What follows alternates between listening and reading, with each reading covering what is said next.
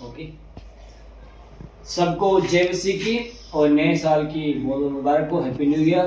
और आज हम प्रभु के नाम से कुछ बोलना चाहते हैं, प्रभु के नाम कुछ वचन देना चाहते हैं, मैसेज देना चाहते हैं भाइयों को कि जो लोग भाई बंधु जो मसीह भाई हैं या कोई भी है, ठीक है, किसी के जाति का हो, चाहे वो हिंदू हो, मुस्लिम हो, सिख हो, जो भी हो, हम किसी भाई को बुरा नहीं कहते हैं, लेकिन वो जब धर्म के पीछे चलते हैं तब थोड़ा सा उल्टा लगता है कि वो देखते नहीं है कि हमें धर्म जो है, धार्मिकता जो है, धर्म का अर्थ पहले तो धार्मिकता किसी पीछे चलना, ठीक है, और दूसरों की सेवा करना और दूसरों की मदद करना और गरीब की सहायता करना।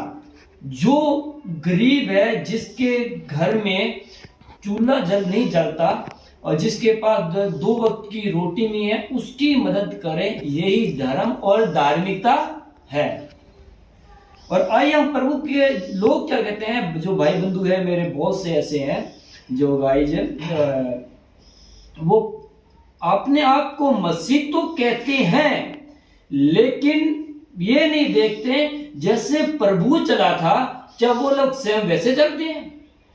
क्या जैसे यीशु मसीह ने हमारे लिए प्राण दिए, यीशु मसीह ने हमारे लिए कोड़े खाए, यीशु मसीह ने बहुत कष्ट निंदाएं सही, उसके सर पर कांटों का तार मुकुट रखा गया और मसीह यीशु के हाथों पैरों में कीलें ठोक दी गई, उससे वो भारी सलीम उसके वस्त्र तक बांटे गए। ये मसीह यीशु ने ऐसा क्यों किया?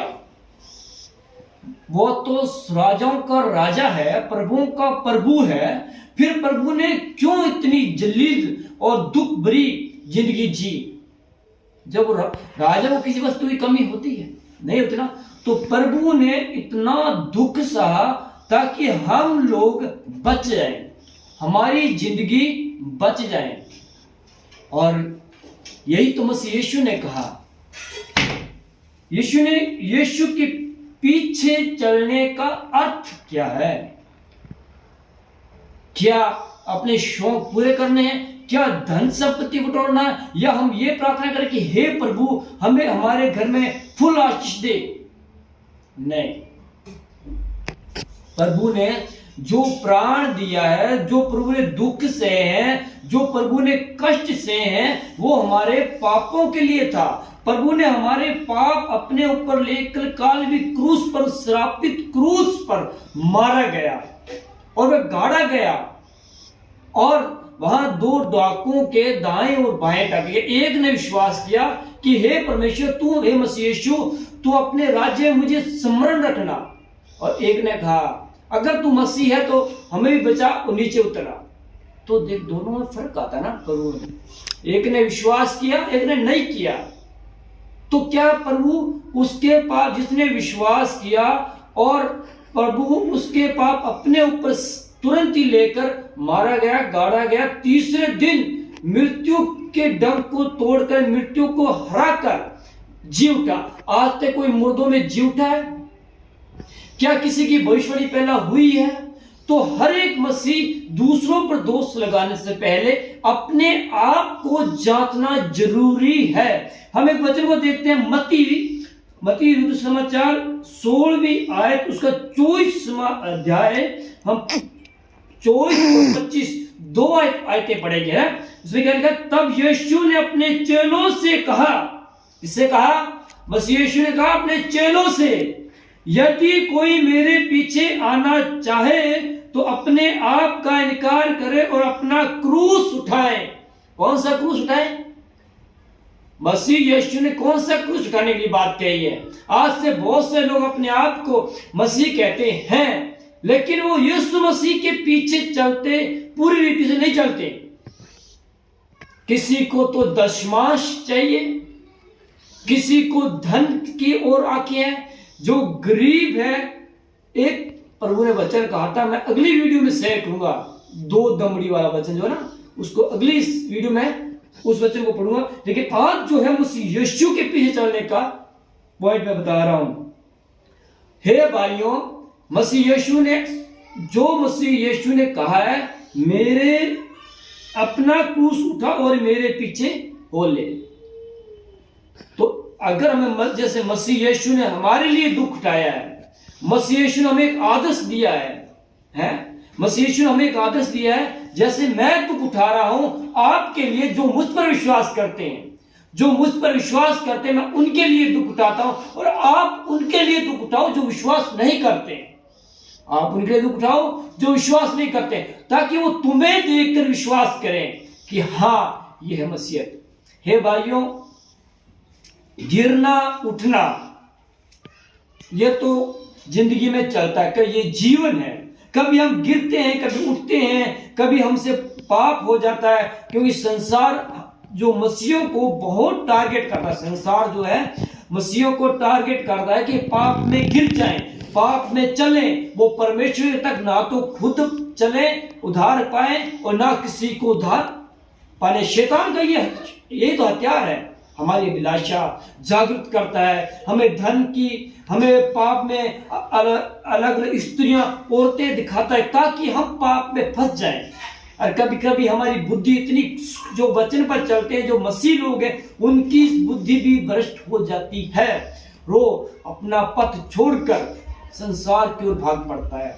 हे भाइयों, मेरे साथ भी ऐसा हो चुका है और अभी फिलहाल ही मैं कहीं कोई बात ऐसी थी जो मेरे दिमाग में बुराई बात है, तो मैंने कहा प्रभु मेरे दिमाग में बहुत सी बुराइयां ऐसी है जो आप सही करें। और प्रभु यीशु मसीह मैं धन्यवाद करता हूं कि प्रभु ने मेरे अंदर से सारी बुराई को खत्म किया, सारी बुराई को जड़ से निकाल दिया। अब मैं प्रभु की ओर खराई चलता हूं, क्यों मैंने अपने आप को जांचा है, मैंने अपने आप को परखा है कि मैं गलत था, कहीं कहीं मैं भी गलत था। तो हे भाइयों, मसीह यीशु के पीछे चलने का अपना क्रूस उठाना है, ताकि हम अपना क्रूस उठाएंगे, मसीह यीशु का अपना क्रूस उठाएंगे, हम अपना क्रूस उठाएंगे, लोग हमें देखेंगे तो हमें और ऊपर विश्वास करेंगे।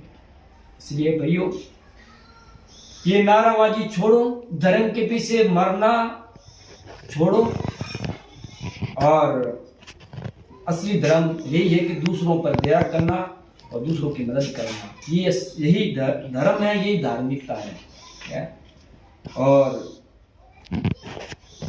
क्योंकि जो कोई अपना प्राण बचाना चाहे वह उसे खोएगा, जो कोई अपना प्राण बचाना चाहता है वह उसे खो देगा, वह उसे और जो कोई मेरे लिए अपना प्राण खोएगा वह उसे पाएगा। अब मसीह यीशु ने स्पष्ट कहा है ना, ठीक है, कि जो कोई अपना प्राण खोएगा वो प्राण पाएगा, जो दुख उठाएगा, जो कष्ट उठाएगा वो अपना प्राण पाएगा। और हम क्या करते हैं, रैलियां निकालते हैं और